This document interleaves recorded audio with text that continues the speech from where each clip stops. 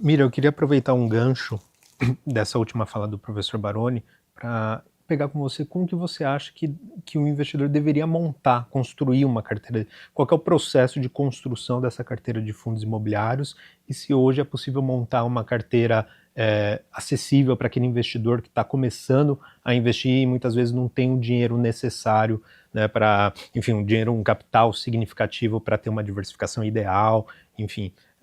E também fique à vontade para completar algum ponto ali que o professor nos trouxe. O outro professor, né?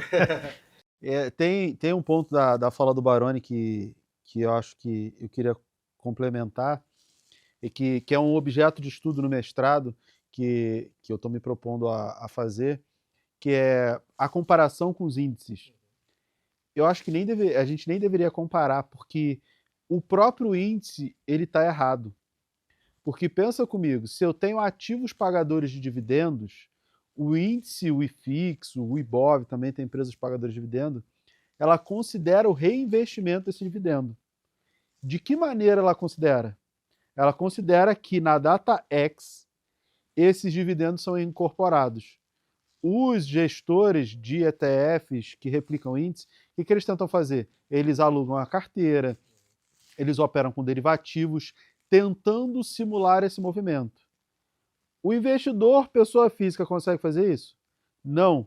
Por quê? Porque ele tem conhecimento? Não, não é nem pelo conhecimento, ele pode ter todo esse conhecimento. O dividendo cai quando na conta?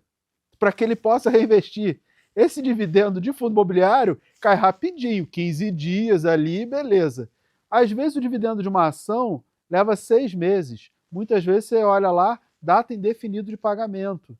Por quê? Porque a empresa ela fecha o seu balanço. No ano seguinte você sabe quanto sobrou, faz reserva de lucro. Às vezes, depois de 2, 3 anos, essa reserva está muito grande, distribui o outro valor. Então você não tem, o pequeno investidor não tem essa capacidade de fazer o reinvestimento de forma imediata, como o índice está replicando como se fosse uma verdade.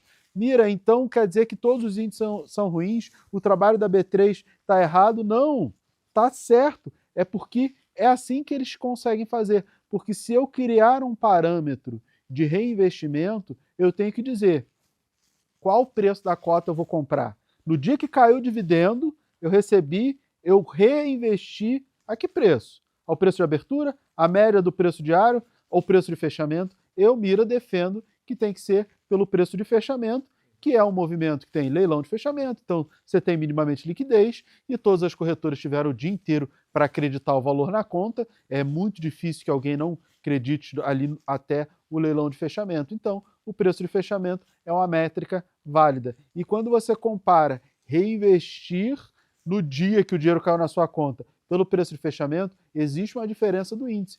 Por si só, isso já mostra que não faz sentido a comparação.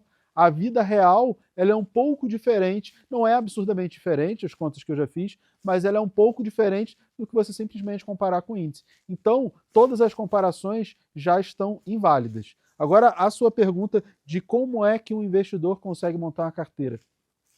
De uma maneira bem simples. Eu sou um defensor de que o fundo imobiliário é um excelente ativo para as pessoas começarem. Mira, mas você falou que paga pouco.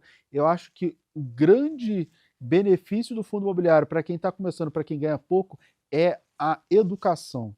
Por quê? Porque de imediato você já entende qual é o objetivo. Você comprou, às vezes no mesmo mês, ou no mês seguinte, no máximo, assim, na maioria dos fundos, né? No mês seguinte, no máximo, você já recebeu o dividendo. Então você já entendeu a lógica. Eu comprei um pedaço, vou receber um pedacinho daquilo ali, no mês seguinte eu não fiz nada e recebi de novo, então você vai entendendo. A minha filha mais velha, vai fazer 14 anos, quando ela tinha 8, eu ensinei sobre fundos imobiliários para ela, falei, tá vendo aquele shopping lá? Você pode ser dona de um pedacinho desse shopping. E aí se circula mais gente, as lojas estão mais movimentadas, você ganha mais, e aí se está menos movimentado, você ganha menos. Ela conseguiu entender, ela falou, então eu só quero o shopping que está lotado. Eu falei, exatamente. Então, você já consegue, isso ela tinha 8 anos, é fácil de entender. Então tem um caráter pedagógico muito grande. Inclusive, a mesada da minha filha paga por uma carteira de fundos imobiliários.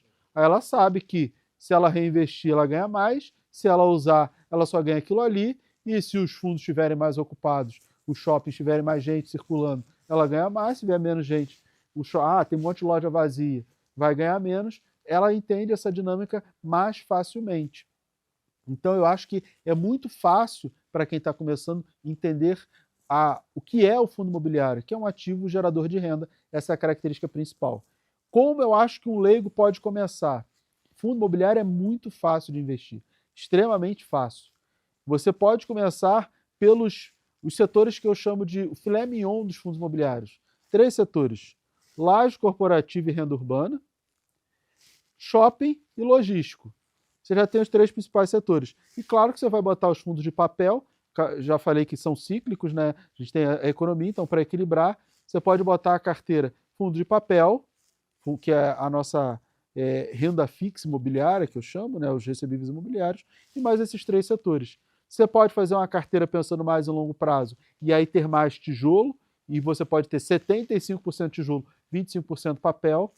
Se são 4 setores, você pode pegar 3 de cada setor, e aí você tem 12 ativos, o que é uma quantidade excelente para diversificação. Segundo a teoria de Markowitz, você tendo aí mais ou menos uns 16 ativos, você já atingiu a maior parte do benefício da diversificação, e beleza. Ou se você quer ter uma carteira meio a meio, você teria esses 3 setores, 2 de cada setor, e mais 6 fundos de papel, que aí você tem 12 fundos, 6 de tijolo, 6 de papel, para ter um equilíbrio. Mira, mas quais fundos eu escolho? Fundo imobiliário, quanto maior, mais difícil é o gestor fazer uma besteira. A gente tem alguns casos de gestores fazendo besteira ao longo do tempo, e recentemente, e fusão, e taxa de performance, um monte de coisa. Só que quando o fundo é muito grande, mesmo que o gestor faça alguma coisa que desagrade o cotista, isso tem um potencial pequeno de destruir o patrimônio do fundo. Então, está começando a olhar fundos imobiliários, olha os maiores de shopping, os maiores de lajes, os maiores de logístico, os maiores de papel. Por quê? Porque ele já é muito grande, ele naturalmente já é diversificado, ele naturalmente já tem muito cotista, e naturalmente já tem um monte de gente fiscalizando o gestor, naturalmente o gestor também não vai conseguir fazer muita besteira, porque o fundo já é muito grande, então fica mais fácil. Esses são os melhores fundos, as melhores oportunidades, aquele ouro que está escondido lá e ninguém viu? Claro que não, né? São os maiores. Tem mais gente? É óbvio que não. Mas, no longo prazo, é mais fácil você ter uma carteira. Inclusive para até bater o índice. Claro que se você puder estudar um pouquinho mais, ouvir um profissional, aí você vai conseguir extrair melhores resultados. Mas para quem está começando, se você olhar os maiores fundos desses segmentos, você já tem um caminho assim excelente. Já vai andar muito bem para muita coisa.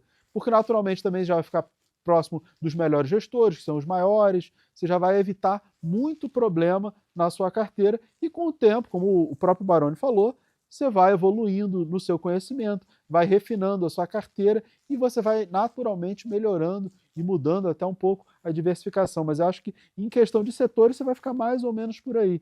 E eu acho que a diversificação leiga, a diversificação ingênua, é a maneira mais fácil, que é o quê? Mesmo percentual para cada um dos ativos e pronto. Você pode fazer percentuais diferentes, baseado no beta, expectativa de retorno. Dá para fazer isso. Mas eu acho que, no final das contas, vai dar muito trabalho, vale a pena para quem é profissional, quem entende de econometria, vai fazer lá no Python, no R, as suas coisas todas, isso aí vai ficar até fácil. Mas para o investidor normal, mesmo percentual, 10%, tem 10 fundos, 10% em cada um. Acabou, você já tem ali a quantidade. Esse aqui valorizou muito, beleza, você não compra dele, nesse mês você aporta nos outros para poder equilibrar. Mira, ele disparou, valorizou pra caramba, vende um pouquinho para equilibrar, porque de repente em 6 meses de aporte, você não vai conseguir equilibrar, então você vende um pouquinho para deixar equilibrado e está tudo bem.